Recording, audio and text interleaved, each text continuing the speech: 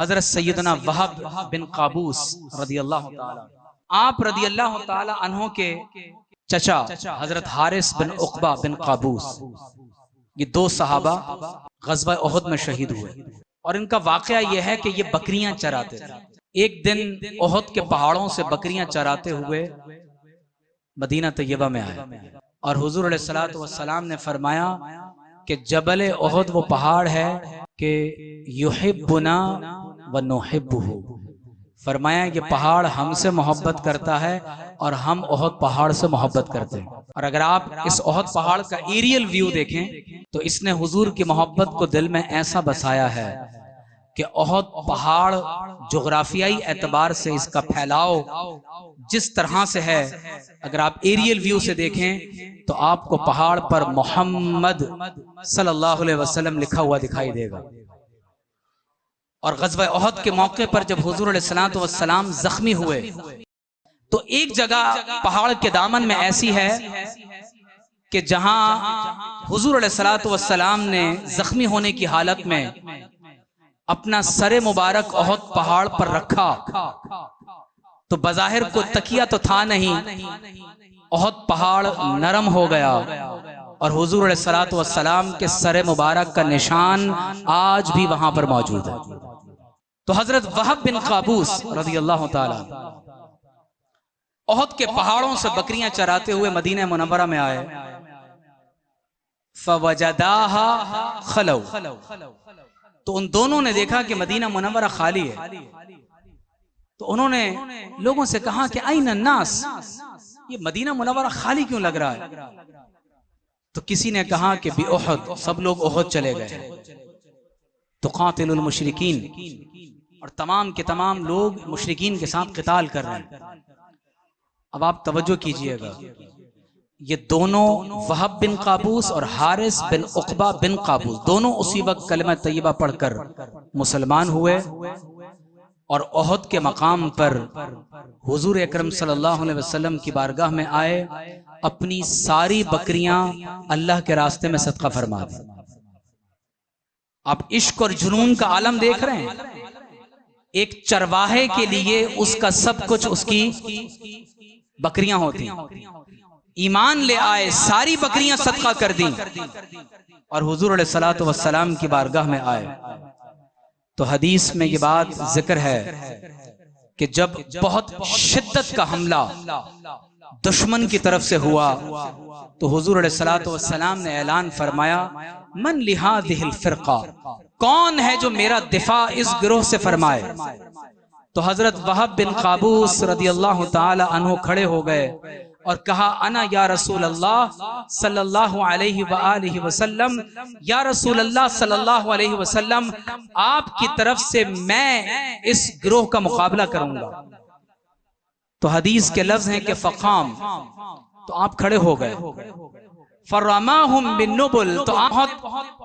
تیز رفتاری کے ساتھ نیزے مارتے رہے، حتی انصرفوا ثم رجعا،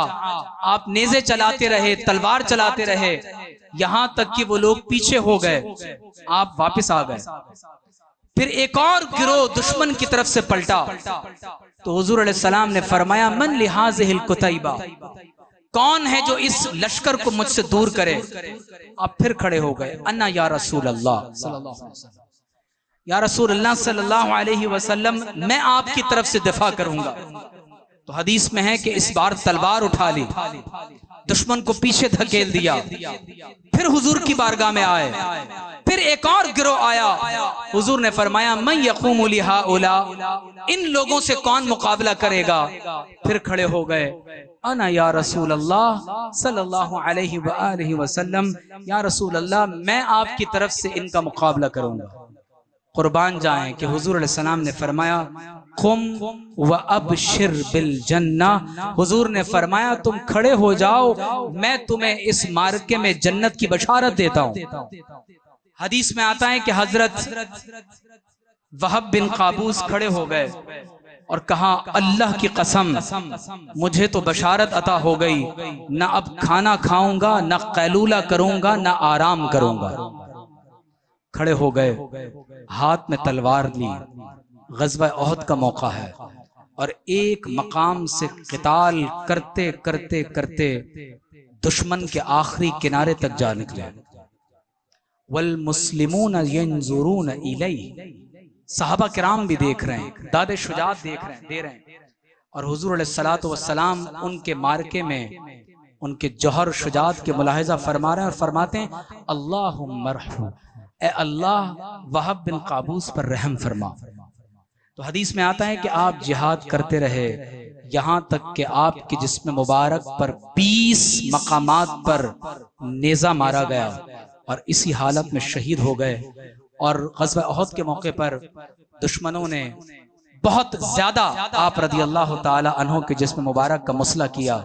اور قربان جائیں کہ آپ کے دوسرے چچا بھی شہید ہو گئے. اب جو صحابہ جملہ ارشاد فرماتے ہیں وہ قابل توجہ ہے. کہتے ہیں کہ حضرت وہب بن قابوس شہید ہو گئے، جسم مبارک شہدائے احد کے رکھے ہوئے ہیں، اور حضور علیہ الصلوۃ والسلام ان کے سرہانے کھڑے ہو گئے. فوقف علیہما رسول اللہ صلی اللہ علیہ وآلہ وسلم، حضور علیہ الصلوۃ والسلام ان کے سرہانے کھڑے ہو گئے اور فرمایا رضی اللہ عنک فإنی عنک راض، فرمایا اے وہب میں تم سے راضی ہو گیا ہوں، اللہ بھی تم سے راضی ہو جائے. اے وہب میں تم سے راضی ہو گیا، اللہ بھی تم سے راضی ہو جائے. حضور علیہ الصلوۃ والسلام نے ان کے جسم پر ایک چادر تھی، تو حضور علیہ الصلوۃ والسلام نے جب چادر ان کے جسم پر ڈالی گئی تو جب سر ڈھانکتے تو پاؤں ننگے ہو جاتے، پاؤں ڈھانکتے تو سر ننگا ہو جاتا. آج ہم کتنے مہنگے خوبصورت لباس زیب تن کیے ہوئے، کتنے عالیشان گھروں میں رہتے ہیں. ہم نے کیا دین کے لیے قربانیاں دی ہیں؟ ہمیں تو مسلمانوں کے گھروں میں پیدا ہونے کی وجہ سے دین نصیب ہو گیا. حضور علیہ الصلوۃ والسلام نے فرمایا کہ ان کے سر مبارک کو ڈھک دو، اور ان کے پاؤں پر ہرمل ایک جڑی بوٹی تھی، فرمایا وہ ان کے پاؤں پر ڈال دو. اور پھر حضور علیہ الصلوۃ والسلام جب تک انہیں قبر میں نہیں رکھا گیا، جب تک انہیں دفن نہیں کیا گیا، حضور علیہ الصلوۃ والسلام وہاں کھڑے رہے. اور حدیث میں آتا ہے کہ حضرت عمر فرماتے ہیں کہ میں اور سعد بن ابی وقاص وہاں موجود تھے، اور جب ہم نے یہ منظر دیکھا کہ انہوں نے سب کچھ حضور پر قربان کر دیا، آقا علیہ السلام نے جنت کی بشارت دے دی، حضور ان کی میت کے سرہانے کھڑے ہیں اور فرماتے ہیں میں تم سے راضی، اللہ بھی تم سے راضی ہو جائے. اور اللہ نے فرمایا اللہ ورسولہ احق ان یردوہ، اللہ اور اس کے رسول زیادہ حقدار ہیں کہ تم محمد الرسول اللہ کو راضی کر دیں صلی اللہ علیہ وسلم. تو یہ دنیا اور آخرت کی کامیابی عطا ہو گئیں. تو فرماتے ہیں کہ فما حال نموت علیہا احب الینا من ان نلقی اللہ علی حال المزنی، فرماتے ہیں اللہ کی قسم اگر مرنے کا مزہ ہے تو اس طرح جس طرح وہب بن قابوس کی موت ہوئی، ہمیں اس طرح کی موت پسند ہے کہ یہ موت مدینہ طیبہ میں ہے، حضور علیہ الصلوۃ والسلام کے قدموں میں ہے، اللہ کے راستے میں شہادت کی موت ہے. اور حضور علیہ الصلوۃ والسلام شہادت کے وقت یہ مشتہ سنا رہے ہیں کہ میں تم سے راضی ہوں، اللہ بھی تم سے راضی ہو جائے.